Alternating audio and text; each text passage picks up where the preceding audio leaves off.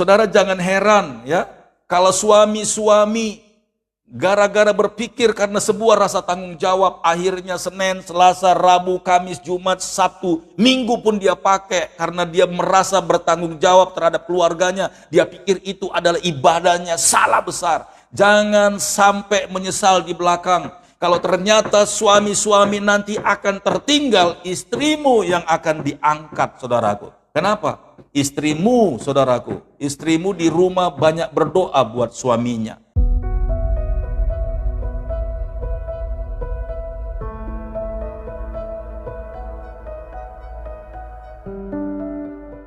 Mengurapi kami, mengalirlah ya Tuhan, memberikan kepada kami hikmat pengertian.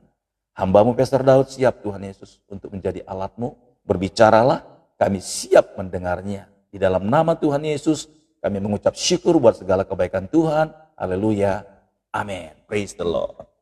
Baik saudara-saudaraku yang diberkati oleh Tuhan, salam damai sejahtera bagi kita semuanya. Selamat pagi, haleluya. Ya, langsung saja mari sama-sama kita buka Alkitab kita, saudara. Pagi hari ini kita akan dengar firman Tuhan dengan tema berjaga-jaga dengan waktu Tuhan, saudaraku ya.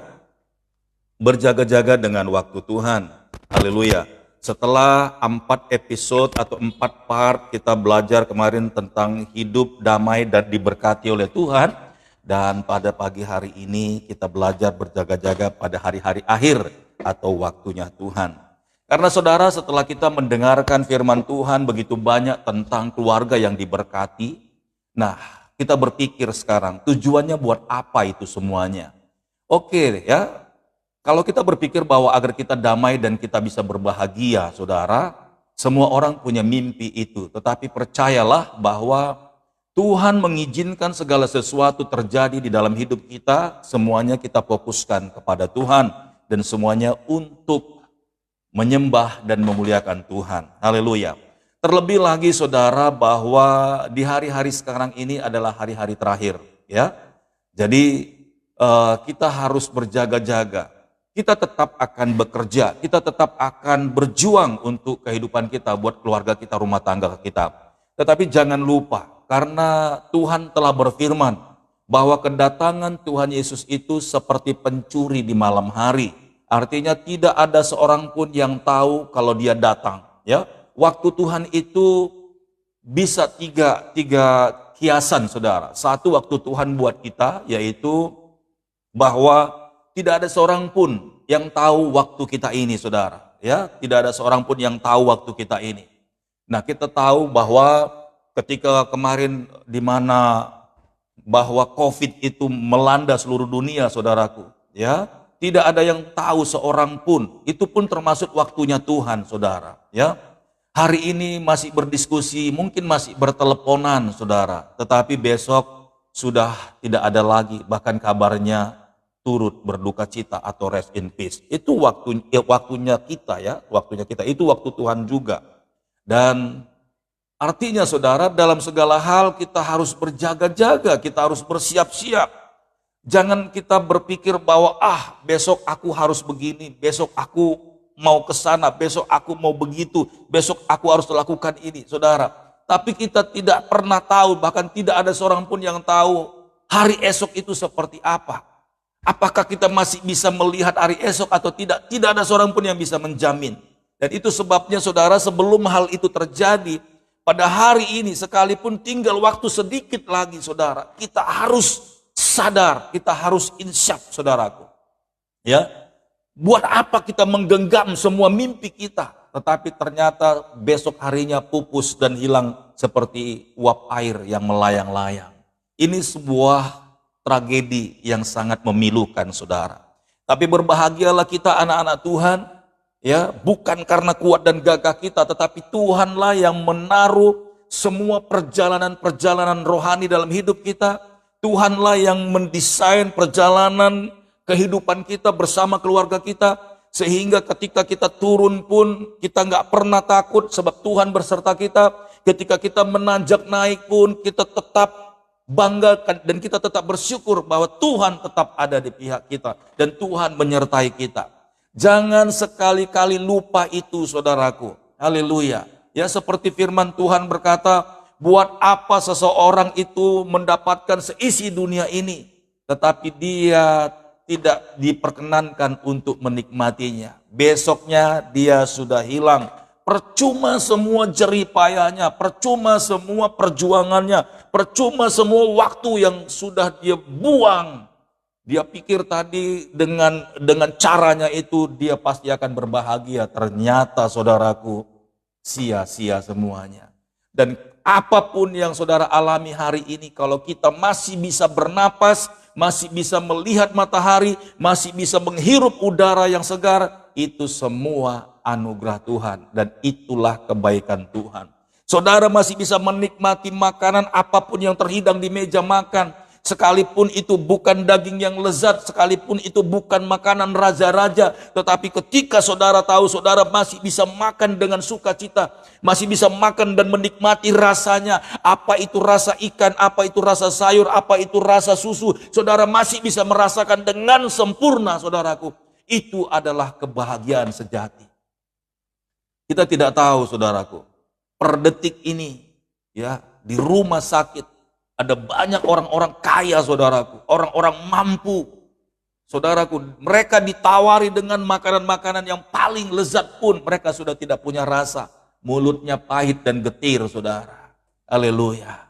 Mereka sudah tidak bisa kemana-mana, sekalipun mereka bisa beli tiket untuk keliling dunia dalam satu hari itu, saudara. Makan di Indonesia, ya, BAB-nya di luar negeri, tidur di luar negeri, saudaraku, kerjanya di Indonesia, dan bolak-balik. Mereka bisa mengerjakan dalam satu hari, tetapi kondisi saat itu, saudaraku, mereka tidak merasakan apa-apa. Semuanya sia-sia. Haleluya. Tetapi kalau saudara sekarang masih bisa jalan-jalan, melihat pinggiran-pinggiran sawah, melihat ya sekitar rumah saudara, melihat pinggiran-pinggiran ada kolam di sana, saudaraku, mengucap syukurlah, itulah kebahagiaan. Tetapi jangan lupa, saudaraku, bahwa waktu Tuhan, hari Tuhan itu harus terus ada di kepala kita. Anytime, kapan-kapan, ketika Tuhan Yesus menyatakan dirinya, saudaraku, bukan hanya waktu kita, tetapi waktu Tuhan juga datang ke dalam dunia ini. Mau nggak mau, cepat atau lambat, saudara, semuanya harus mempertanggungjawabkan hidupnya untuk menyongsong Tuhan. Haleluya. Berbahagialah orang-orang yang terus berjaga-jaga, didapati Tuhan. Berbahagialah orang yang melayani Tuhan ketika Tuhan Yesus datang. Ketika dia datang seperti pencuri di malam hari itu. Berbahagialah orang yang dijumpai Tuhan dalam kondisi melayani. Berbahagialah orang yang dijumpai Tuhan ketika dalam kondisi beribadah. Berbahagialah orang yang dijumpai Tuhan ketika dia sedang ada di dalam gereja. Berbahagialah orang yang dijumpai Tuhan ketika dia senantiasa berdoa kepada Tuhan. Haleluya. Jangan sampai kita didapati Tuhan dalam kondisi pesta pora, saudaraku. Ketika orang-orang sedang menyongsong dia, manusia-manusia yang benar, yang kudus menyongsong dia, kita tutup muka dan gak sanggup lihat dia. Kita berteriak histeris, kita menangis menyesali, Tuhan, berikan saya kesempatan. Tidak ada waktu lagi, saudaraku. Haleluya. Waktu-waktu ini, waktu-waktu terakhir, saudaraku. Mungkin di antara saudara ada yang sudah dengar, ya, bahwa PBB telah mendeklarasikan bahwa bahkan sudah, saudara, sudah disahkan bahwa nanti ada satu agama di dunia ini, saudara. Tidak ada lagi agama-agama lain. Semuanya dipaksa menjadi satu agama. Dan tidak ada lagi yang namanya perdebatan, pertikaian, dan segala-galanya. Cuman satu persoalannya. Barang siapa yang tidak tunduk kepada peraturan-peraturan yang sudah ditentukan, maka orang itu akan mengalami yang namanya ganjaran dan hukuman. Dan itu sudah disahkan, saudaraku. Ya, satu agama untuk satu dunia, bukan hanya satu mata uang lagi. Ya, satu mata uang sudah, ya, itu sudah mulai didesain, saudara. Bahkan seluruh dunia, ya, Uni Eropa itu sudah ikut bergabung di dalamnya. Lambat laun Indonesia mau nggak mau juga akan tersirap masuk dalam satu mata uang dunia. Nah, ini baru-baru ini PBB, saudaraku, meresmikan, ya, meminta kepada dunia melihat keadaan yang kacau balau itu. Menurut mereka, saudaraku, ya, hanya ada satu agama di dalam dunia dan itu diatur oleh PBB. Haleluya. Saudara bisa bayangkan kalau ada orang yang tidak tunduk. Agama Kristen itu bukan agama, saudaraku. Haleluya. Bukan agama seharusnya. Karena Yesus itu datang bukan mengajarkan agama, tetapi mengajarkan hidup sebagai anak-anak kerajaan Allah, hidup benar dan hidup kudus.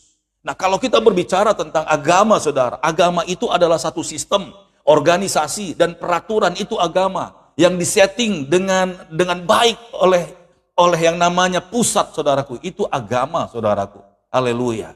Lalu kalau selama ini kita agama Kristen, kita diatur, ada sistemnya, ada doktrinnya, itu agama. Makanya kalau kita nanti masuk di dalam sistem ini, saudara, maka semua akan diambil oleh internasional tadi, PBB tadi, dan semuanya menjadi satu agama. Mereka mengatur kita sedemikian rupa. Siapa Tuhannya, siapa Allahnya, enggak jelas, saudaraku. Haleluya, berjaga-jaga. Nah, ini waktunya Tuhan, dan perlahan-lahan iblis dunia ini merebut anak-anak Tuhan sebelum Yesus datang, sehingga iblis itu punya pengikut, iblis itu punya pasukan, iblis itu punya yang namanya warga negara neraka, saudaraku. Haleluya. Orang yang tidak kuat imannya, orang yang tidak sungguh-sungguh di dalam Tuhan, itu mau nggak mau pasti akan menyerahkan diri, saudaraku. Haleluya. Karena buat mereka yang penting hidup, buat mereka yang penting menikmati. Buat apa itu peraturan-peraturan? Buat apa itu beribadah dengan harus menderita? Buat mereka yang penting happy, saudaraku. Haleluya. Nah, saudara, saya mau kasih ilustrasi begini, ya. Akhir zaman itu seperti ini, saudara. Waktu Tuhan yang terakhir itu seperti ini. Seorang pelari, saudaraku, seorang pelari, ya, pelari jarak jauh, anggap aja 10.000 meter, ya. Kalau dia lomba lari di gelanggang olahraga, ataupun kalau istilahnya di Jakarta itu Senayan, saudara. Begitu peluru dilepas, gitu ya, itu semua pelari itu lari, itu keliling, ya. Putaran pertama, putaran kedua, itu mungkin bisa sampai 10 putaran, saudara. Mereka berlari. Begitu mereka sudah berlari, saudara, di tengah jalan energi mereka sudah mulai terkuras, dan mereka sudah mulai berlari agak pelan, saudaraku. Terus, yang penting mereka berputar terus. Tadinya mereka mulai cepat, sekarang mereka sudah sedikit agak lambat. Tapi coba saudara perhatikan, saudara, ketika putaran ke-8, putaran ke-9, saudaraku, begitu sudah masuk putaran ke-9, peluit dibunyikan, saudara, trit, gitu ya, dikasih tanda, das, begitu. Itu artinya, saudara, semua pelari itu mulai ambil tenaga terakhir, mulai pasang kekuatan yang terakhir. Pokoknya apapun yang terjadi, saya harus sampai ke garis finish. Mereka kerahkan semua tenaga-tenaga mereka, kekuatan mereka. Mereka sudah dilatih, saudaraku. Dan begitu peluit dibunyikan, saudaraku, mereka lari dengan cepat dan tidak ada yang berlambat-lambat, saudaraku. Haleluya. Siapa yang paling cepat, dia yang paling lebih dulu nyampe ke garis finish. Saudaraku, diberkati oleh Tuhan.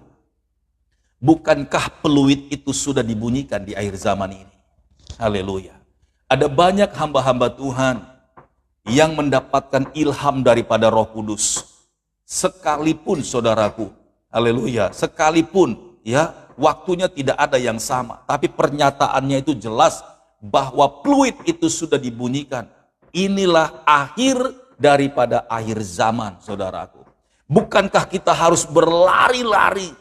Ya, begitu peluit itu dibunyikan, kita harus lebih semangat melayani Tuhan. Kita harus lebih semangat ke gereja. Kita harus lebih semangat ikut Tuhan. Kita harus lebih semangat lagi beribadah, saudaraku. Jangan bermalas-malasan, saudara. Haleluya. Jangan bermalas-malasan. Karena kita nanti akan ketinggalan dan kita akan tersaingi oleh orang-orang, saudaraku. Haleluya. Ya. Kita harus berlari sedemikian rupa, yang penting kita sampai ke garis finish. Kalau orang tidak mau berlari, saudaraku, maka dia akan tertinggal. Mari sama-sama kita baca dulu kitab Lukas pasal 17. Lukas pasal 17 ayat 33 sampai 36. Haleluya. Praise the Lord, ya. Lukas pasal 17 ayat 33 sampai 36. Haleluya. Demikian firman Tuhan, saudara. Ayat 33, barang siapa berusaha memelihara nyawanya, ia akan kehilangan nyawanya. Dan barang siapa kehilangan nyawanya ia akan menyelamatkannya.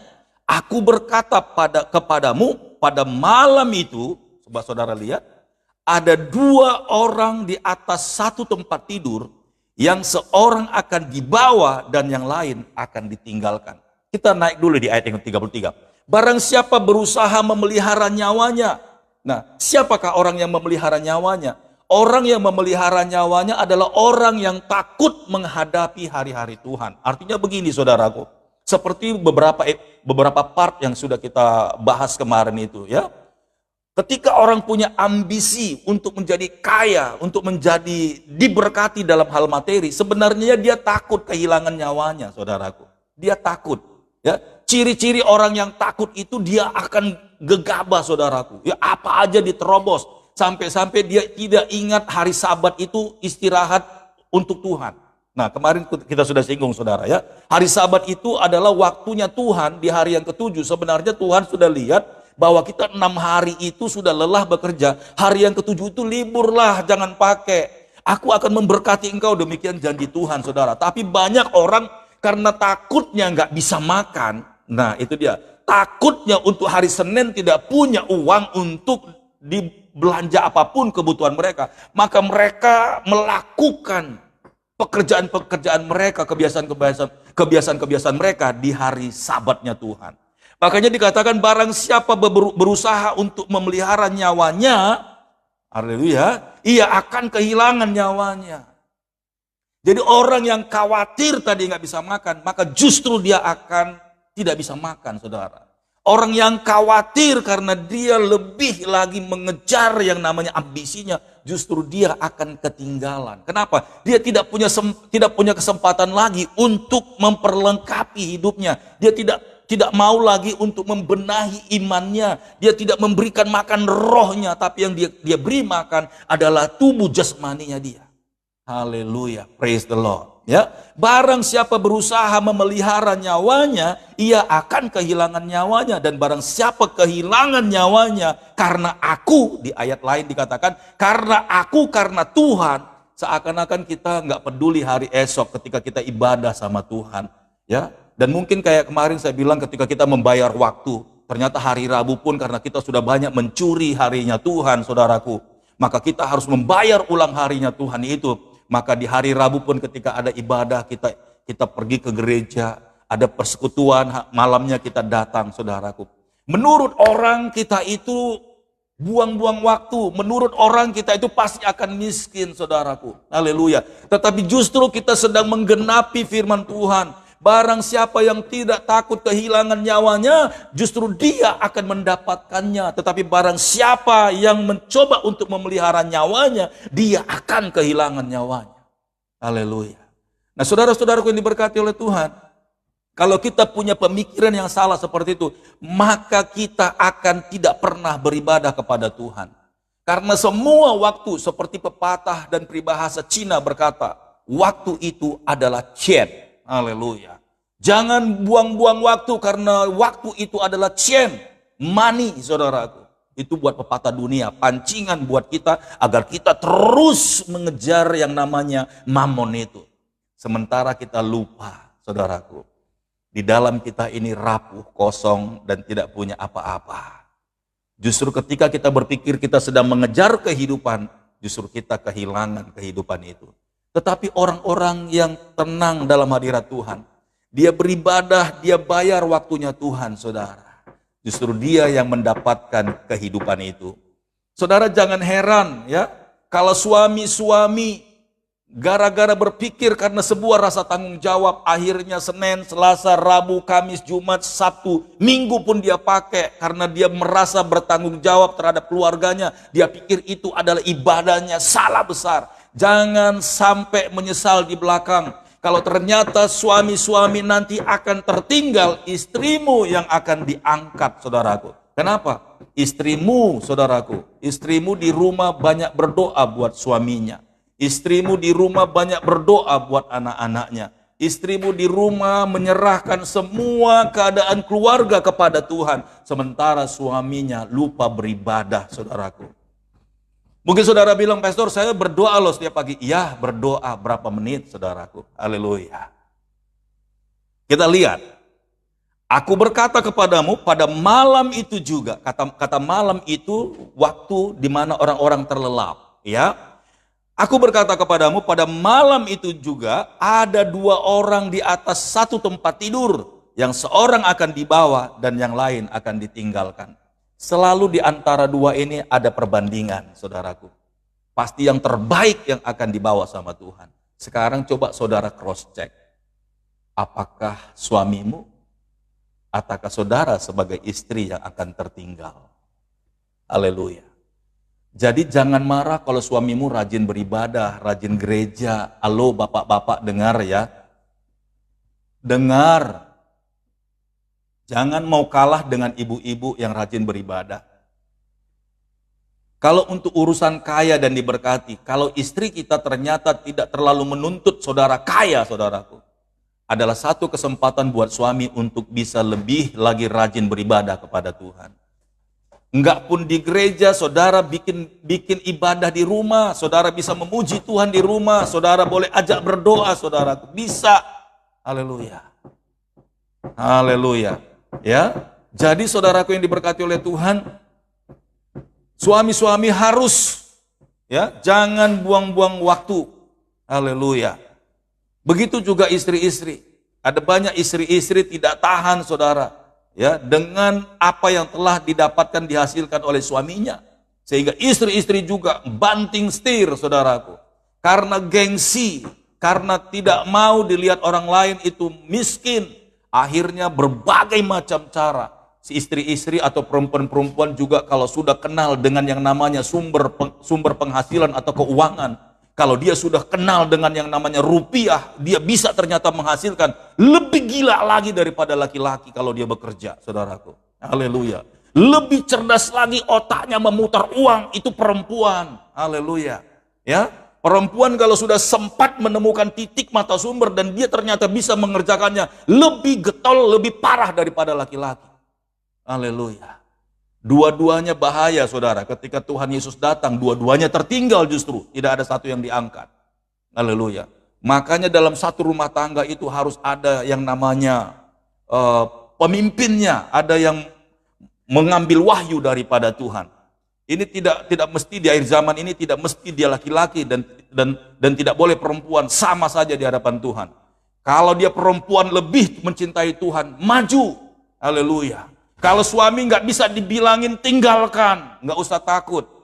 Memang ini sudah di akhir zaman, saudara. Semua orang harus berlari dengan cepat. Kasih tahu nih sama suami-suami, biar dia melongok-melongok nih dengar Pastor Daud ngajar ini, saudara. Ya, jadi istri jangan terseret-seret. Kalau istri memang harus maju dan dia melayani Tuhan, maju secepat mungkin. Kalau suami nggak mau untuk berlari dengan cepat, tinggalkan. Nggak usah pusing, saudara. Ya, karena nanti mau masuk surga itu nggak gandengan tangan. Anak-anakmu pun nggak akan bisa saudara tarik. Saudara bikin permohonan dengan Tuhan. Tuhan, anak saya nggak ikut nih. Jangan, tunggu dulu Tuhan. Saya tunggu dulu, saudara. Nggak bisa, saudaraku, nggak bisa. Haleluya. Ya, haleluya. Praise the Lord.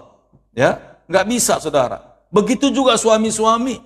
Kalau suami-suami lebih cinta Tuhan, lebih mengasihi Tuhan, dan dia melayani, dan dia taat beribadah. Kalau istri tidak bergeming, istri tidak mau dikasih tahu, tinggalkan. Gak usah susah-susah, gak usah pusing-pusing. Bukan berarti saudara mau ceraikan, tidak, saudaraku. Ini di dalam Tuhan. Kalau istri tidak mau, bahkan banyak hal berkelat-kelit, saudaraku, banyak alasan, tinggalkan. Lakukan sendiri. Tuhan tidak bilang mana istrimu, tidak, saudaraku. Ini sudah ada tertulis di dalam firman Tuhan.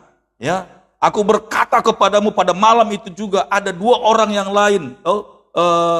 Aku berkata kepadamu pada malam itu ada dua orang di atas satu tempat tidur, yang seorang akan dibawa dan yang lain akan ditinggalkan, saudaraku. Artinya, saudara, nanti waktu Tuhan, masing-masing kita harus mempertanggungjawabkan diri kita masing-masing. Enggak ada bergandengan tangan, saudara. Haleluya. Ayat yang ke-35. Ada dua orang perempuan sama-sama menghilang, yang seorang akan dibawa dan yang lain akan ditinggalkan. Kata menghilang ini bekerja, saudaraku. Nah, bukan Tuhan bilang kita nggak boleh bekerja. Bekerja, kita harus bekerja keras. Pastor Daud sudah mengajarkan ini, saudara. Kita juga harus bekerja.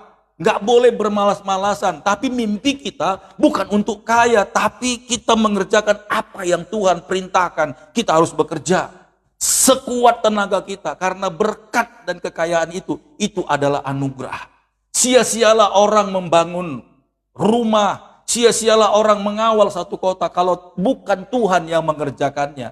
Itu tidak ada faedahnya, saudaraku. Dengar baik-baik. Istri boleh bekerja, tapi suami juga bisa bekerja. Namun satu hal, ketika kita sama-sama bekerja, kita sama-sama ada dalam hadirat Tuhan. Suami takut akan Tuhan. Ketika dia bekerja, dia menghormati Tuhan. Dia menjaga kekudusan. Dia tidak mau berbuat dosa. Dia tidak kompromi dengan kejahatan. Dia tidak kompromi dengan dosa. Dia tidak kompromi dengan kefasikan, saudara. Begitu juga istri-istri, sekalipun melihat ada banyak peluang, uang begitu cepat didapat, tapi karena dia kasih, karena dia takut sama Tuhan, karena dia setia kepada Tuhan, dia menghormati Tuhan, dia tidak kompromi dengan dosa. Itulah orang-orang yang akan dipersiapkan, akan naik untuk menyongsong Tuhan Yesus datang kedua kali. Haleluya. Praise the Lord. Ada dua orang perempuan bersama-sama menghilang, yang seorang akan dibawa dan yang lain akan ditinggalkan. Haleluya. Tapi kalau dua-duanya setia, dua-duanya juga terangkat. Tadi berbicara sebuah perbedaan, saudara. Haleluya. Ya, luar biasa, saudara. Di ayat 36-nya ada tanda kutip di sana. Kalau ada dua orang di ladang, yang seorang akan dibawa dan yang lain akan ditinggalkan. Luar biasa sekali, saudaraku. Saya tidak tahu kalau kita yang ikut renungan pagi ini, saudara lebih memilih untuk ditinggalkan, gitu ya. Coba bikin dulu di kolom komentar, Pastor Daud, aku lebih memilih untuk ditinggal, gitu ya, atau mau naik nih. Haleluya. Ya, jadi kita harus berlari sekuat tenaga, saudaraku. Ini di akhir daripada akhir zaman. Sekalipun kita tidak tahu besok, lusa, tahun depan, atau 5 tahun lagi. Tapi saya mau katakan, mulai hari ini, ikatkanlah dirimu kepada satu hubungan dengan Tuhan. Istri-istri mulai, aku harus ikut seperti yang Pastor Daud katakan. Aku harus masuk ke dalam ibadah. Sekalipun selama ini aku tidak mengerti, tidak memahami, bahkan tidak connect dengan saya. Bahkan saya merasa canggung, masuk ke dalam, saudaraku. Saya nggak peduli gereja apa, gereja saudara, tapi ikutlah dalam satu komunitas ibadah di sana. Karena di sana saudara ada dalam hubungan dengan Tuhan. Begitu juga suami-suami, bilang sama istrimu, saudaraku, haleluya, mah, aku sangat tergerak sekali dengan ajaran yang disampaikan oleh Pastor Daud. Dan mulai hari ini, saya harus ikut komunitas bapak-bapak. Saya harus ikut ibadah di gereja atau komsel. Saya harus datang setiap hari Rabu, Kamis, atau Jumat. Saya harus datang, saya harus pulang cepat dari kantor. Saya tidak mau lagi warawiri. Setelah pulang, saya tidak mau lagi jalan-jalan atau cuci mata. Saya tidak mau. Pulang kantor, saya pulang, langsung saya ikut ibadah. Haleluya. Jangan buang-buang waktu lagi. Ini tahun percepatan, saudaraku. Tahun percepatan di mana peluit sudah dibunyikan, ya. Di mana tahun percepatan itu semuanya bisa terjadi. Tahun percepatan mujizat pun dipercepat, saudaraku. Ya, kalau saudara sedang tidak enak badan atau ada sakit penyakit saudara, kalau tahun percepatan ini masuk ke dalam saudara, maka tahun percepatan itu juga akan terjadi dalam mujizat kesembuhan itu. Haleluya, praise the Lord. Ya, luar biasa, saudara. Jadi jangan bermalas-malasan lagi. Jangan saudara buang-buang waktu lagi. Jangan saudara sia-siakan apa yang sedang saudara hadapi. Masuk dalam hadirat Tuhan. Haleluya, praise the Lord. Kita akan buka lagi kitab Matius 25 ayat 1 sampai 8. Haleluya. Ayat 1 berkata begini. Pada waktu itu hal kerajaan surga seumpama 10 gadis yang mengambil pelitanya dan pergi menyongsong mempelai laki-laki. Ya, ada 10 mempelai gadis atau 10 gadis yang menjadi calon mempelai, ya, yang mengambil pelitanya diambil dan pergi menyongsong mempelai laki-laki. Tapi bedanya adalah 5 diantaranya bodoh dan 5 bijaksana. Haleluya. Nah, kalau diantara 2 pasti ada 1 yang bodoh, 1 yang bijaksana. Tapi kalau boleh dua-duanya bijaksana. Jadi kalau istri ini rajin, suaminya nggak rajin, maka istri ini yang bijaksana, suaminya ini yang bodoh. Ya, dia pikir dia sudah jadi pahlawan, tapi ternyata dia bodoh. Tapi suami-suami juga sekalipun dia sudah bertanggung jawab dan menjadi pahlawan saudara. Tapi dia tetap ya mengejar yang namanya perkenanan Tuhan. Dialah suami yang bijaksana. Haleluya. Ya. Pada waktu itu hal kerajaan surga seumpama 10 gadis yang mengambil pelitanya dan pergi menyongsong mempelai laki-laki. 5 diantaranya bodoh dan 5 bijaksana. Ayat yang ketiga. Gadis-gadis yang bodoh itu membawa pelitanya, tetapi tidak membawa minyak. Ini gadis-gadis yang bodoh. Minyak ini adalah iman, saudaraku. Haleluya, iman. Ya, pelita ini adalah wadahnya kita untuk menyongsong Tuhan, tapi tidak punya iman. Ada banyak orang-orang hidup berjalan, beraktivitas kerja, saudara, tapi tidak punya iman. Haleluya. Ya, takut. Makanya tadi di ayat yang ke-33 Lukas pasal 17, barang siapa berusaha memelihara nyawanya, ia akan kehilangan nyawanya. Ini ciri-ciri orang yang tidak beriman, saudaraku. Haleluya. Ya, orang yang tidak beriman. Jadi jangan kita seperti mempelai 5 gadis yang bodoh ini. Ya, kita dikasih pelita tapi minyaknya nggak ada. Dari mana minyaknya ini, saudaraku? Kita lihat terus ya. Ayat 3, gadis-gadis yang bodoh itu membawa pelitanya tetapi tidak membawa minyak. Sedangkan gadis-gadis yang bijaksana itu membawa pelitanya dan juga minyak dalam buli-buli mereka. Tetapi karena mempelai itu lama tidak datang-datang juga, mengantuklah mereka semua lalu tertidur. Waktu tengah malam terdengar suara orang berseru, mempelai datang, songsonglah dia. Inilah waktu Tuhan tadi, saudaraku. Haleluya. Ketika malam tiba di tengah malam terdengarlah suara orang berseru, inilah peluit di akhir zaman tadi. Ya, hari terakhir. Ya, ada peluit. Ya, waktu tengah malam terdengarlah suara orang berseru, mempelai datang, songsonglah dia. Ayat yang ke-7, gadis-gadis itu pun bangun semuanya lalu membereskan pelita mereka. Gadis-gadis yang bodoh berkata kepada gadis-gadis yang bijaksana, berikanlah kami sedikit dari minyakmu itu sebab pelita kami hampir padam. Nah, saudaraku diberkati oleh Tuhan, minyak itu sebenarnya Tuhan sudah kasih ke kita, saudaraku. Ya, kapan itu minyak muncul? Dengar baik-baik, saudaraku. Iman, ini iman tadi ya, iman timbul dari pendengaran, pendengaran akan firman Kristus. Jadi ketika kita semakin banyak dengar firman, haleluya, maka iman saudara semakin kuat.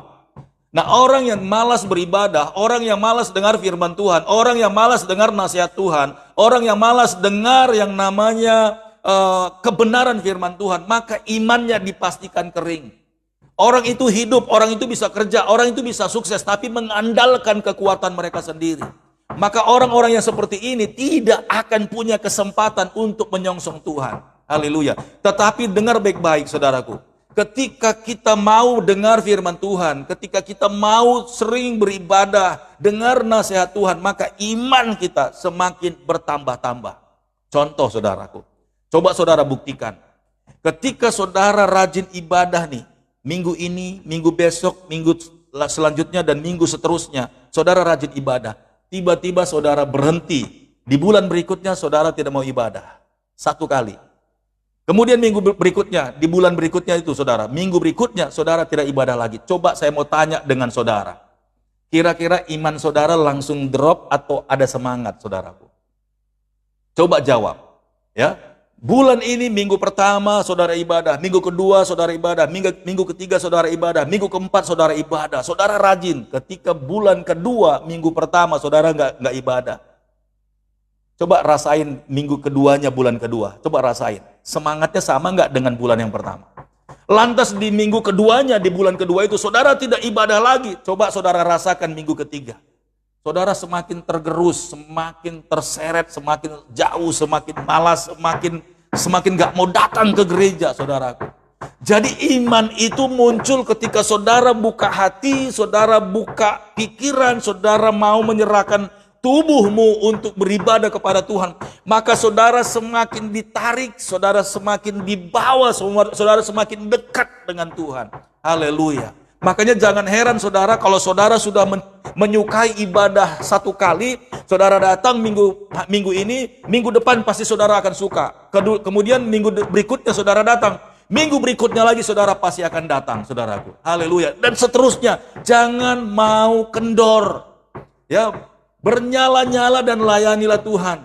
Biarlah rohmu menyala-nyala dan layanilah Tuhan. Haleluya. Yes. Iya, ini Rina Wemaga connecting sekali. Ibarat minggu selanjutnya sudah di ICU, Bapak. Iya, saudaraku, ya. Jangan mau kendor, terus, tekan terus. Haleluya. Iblis akan berusaha untuk menarik saudara. Sudah, kamu jangan terlalu getol ke gereja. Ayolah, kita jalan-jalan dulu. Apa salahnya sih libur 1 kali aja dalam bulan ini? Kayaknya kamu setahun ini genjot terus ke ibadah. Kayaknya kamu setahun ini tekun sekali ibadah. Ayolah 1 kali aja. Saudara tes, saudaraku, tes. Haleluya. 1 kali saudara tidak ibadah, minggu berikutnya saudara sudah mulai setengah, langsung setengah, saudaraku. Itu pasti. Itu membuat banyak orang akhirnya minyaknya kehabisan. Kenapa? Karena dipakai dia untuk kerja, dipakai untuk aktivitas, dipakai untuk segala hal menghadapi hari-harinya. Itu minyak lama-lama habis. Iman itu tergerus, saudaraku. Tergerus. Tetapi percayalah, ketika pelita itu dipakai terus, justru keajaiban muncul. Minyak itu terus akan ada. Minyak itu terus akan ada. Itu sama dengan sebenarnya bayangannya dengan khotbah, ya, minyak seorang janda, saudaraku. Ketika dia tuangkan dengan iman itu, minyak itu nggak pernah habis, saudaraku. Haleluya. Jadi orang-orang yang tahu rahasia ini, saya pastikan dialah yang akan siap untuk menyongsong Tuhan Yesus datang kedua kali. Haleluya. Ya, dengar saudara-saudara yang mendengarkan renungan pagi hari ini. Apakah saudara bapak-bapak atau ibu-ibu mulai hari ini, yes, bikin keputusan, Tuhan, aku tidak mau kendor lagi. Benar kata Pastor Daud. Ya, 1 kali saja saya libur, itu minggu berikutnya saudara harus pacu lagi. Membuat hati saudara suka untuk beribadah. Haleluya. Saudaraku diberkati oleh Tuhan. Kita harus sungguh-sungguh, saudaraku. Jangan seperti 5 gadis yang bodoh ini. Dia punya pelita tapi tidak punya minyak. Kenapa? Dia tidak pernah cas. Dia tidak pernah isi ulang, saudaraku. Ya, dia pikir kemegahan dunia ini satu bukti bahwa dia orang yang berkenan di hadapan Tuhan. Tidak, saudara, tidak. Nanti akan terbukti ketika peluit terakhir itu berbunyi. Orang-orang semuanya sudah berlari dengan cepat. Haleluya. Ada zaman kasih karunia mengalir bagi orang-orang yang percaya. Tetapi orang-orang yang menanti-nantikan Tuhan, mereka tidak akan lelah-lelah. Tapi mereka akan diberikan kekuatan yang baru terus sampai garis finish, saudaraku. Haleluya, praise the Lord. Kasih tahu buat kiri kananmu, kasih tahu kepada anak-anakmu, saudaraku.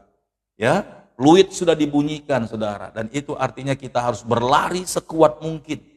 Jangan kendor, jangan tinggalkan ibadah kita, saudara. Ya, karena iman itu timbul dari pendengaran dan pendengaran akan iman Kristus. Jadi orang yang sering dengar firman, orang yang sering dengar khotbah, maka dia akan bertumbuh-tumbuh dan bernyala-nyala. Layanilah Tuhan. Haleluya, praise the Lord. Baik, sampai di sini renungan firman Tuhan pagi hari ini, saudara. Kiranya saudara-saudara diberkati dan mari maju bersama-sama untuk melayani Tuhan. Ya, mari maju bersama-sama untuk diangkat Tuhan. Tidak ada yang tertinggal. Istri diangkat Tuhan, suami diangkat Tuhan, dan anak-anak juga diangkat oleh Tuhan. Haleluya, praise the Lord.